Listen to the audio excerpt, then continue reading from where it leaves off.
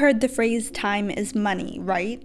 The dystopian film In Time is set in a world where your time alive is your currency, which makes it your most precious and deadly resource. Humans have been genetically engineered to stop aging at 25, and are then given 1 free year to live. There's a timer on your forearm that counts down until you time out and die. Instead of money, you pay for everything with the time you have left to live. You earn time from working, but it can also be stolen from you. In the poorest areas, or time zones of the country, people struggle to survive until the next day. In the richest areas, people are wealthy enough to live forever.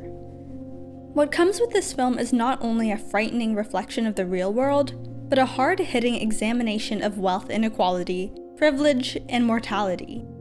It's strikingly ironic how the rich will carelessly gamble away hundreds of years of their life in a single game, while others are killing each other for a few hours in the ghetto.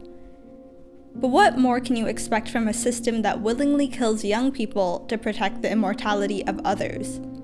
Or, in the language of the real world, what more can you expect from a capitalist system that will make people starve and homeless to protect the pockets of trillionaires? Will Salas is from the poorest time zone in the country. Poverty takes his mother from him early in the film. Every minute of his life has been a fight to survive.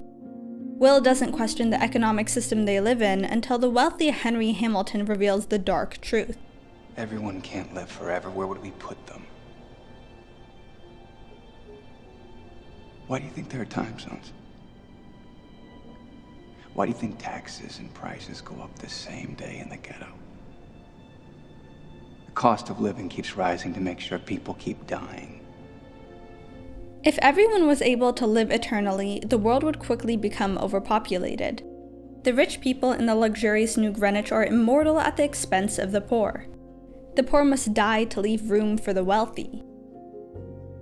In the real world, the capitalist system is controlled by private owners, and because of that, there's a growing level of financial inequality.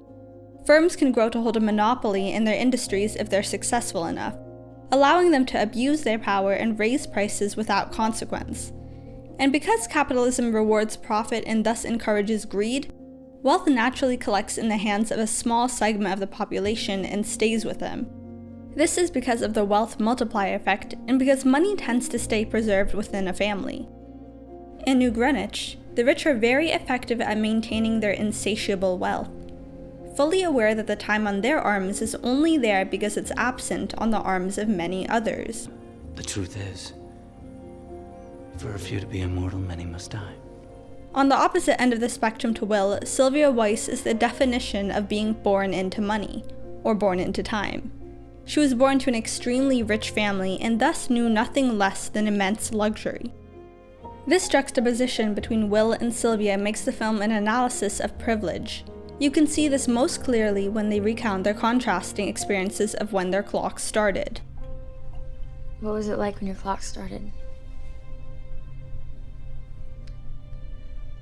I was in the street.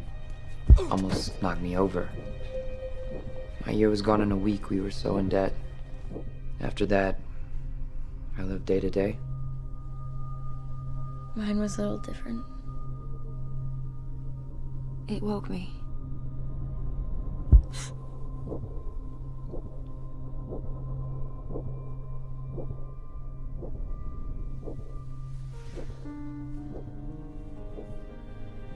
I looked in the mirror.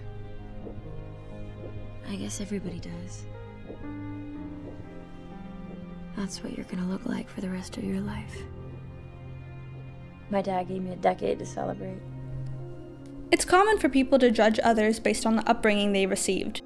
The less fortunate may see the rich as selfish, egotistical, and inconsiderate. The rich may look at those with less as dirty, lazy, even subhuman. However, Sylvia exemplifies that some rich people feel guilt and shame for what they've been born into. You must hate me. Where I come from. It's nobody's fault what they're born with. What Will says is true. It's not in your control if you were born rich or poor. What's important, though, is to accept what privilege you've been given and act with compassion towards others, Humanity has developed a dark ability of looking the other way when they don't want to accept a situation. People don't want to feel guilty about what they have at the expense of others, so they avoid confrontation of the truth. Well, if you get a lot of time, are you really gonna give it away? I've only ever had a day. How much do you need? How can you live with yourself watching people die right next to you? You don't watch. You close your eyes. Being privileged doesn't take away from your worth, goodness, or capabilities. But it is important to do what you can with your resources and power to help others. There's more than enough. No one has to die before their time.